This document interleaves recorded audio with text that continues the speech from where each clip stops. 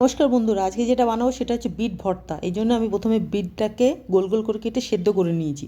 Actually বিটটাকে সেদ্ধ করার দরকার নেই, বিটটাকে যদি আপনারা টুকরো করে মিক্সিতে ব্লেন্ড করেন তাহলে ভালো হয়, কিন্তু আমার কাছে মিক্সি যেহেতু নেই সেই জন্য আমি এটাকে সেদ্ধ করে নিয়েছি, করে এটাকে গ্রেট করে নিয়েছি। এর সাথে দিয়ে দিচ্ছি রসুন আর কাঁচা লঙ্কা। এটা আপনারা একসাথে করে বিটটাকে কেটে তার মধ্যে রসুন কাঁচা লঙ্কা দিয়ে একসাথে পেস্ট করে নেবেন। এটাই হচ্ছে নিয়ম, কিন্তু আমার কাছে যেহেতু আমার মিক্সি নেই সেই জন্য আমি এটা আমার মতন করলেন। এবার কড়াই দিয়ে দিচ্ছি সর্ষের তেল, তার মধ্যে দিয়েছি একটু কালো জিরে, যেটা দেখা যাচ্ছে না কেননা কড়াইটা কালো বলে।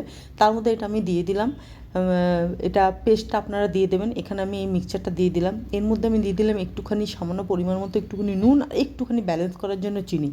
এটাকে ভালো করে নেড়ে নিতে হবে। যেহেতু আমি নিজের জন্য বানিয়েছি, একদম অল্প বানিয়েছি একটা বিট দিয়ে। এটা আপনারা ফ্যামিলি অনুযায়ী জিনিসটাকে বাড়াবেন বা কমাবেন।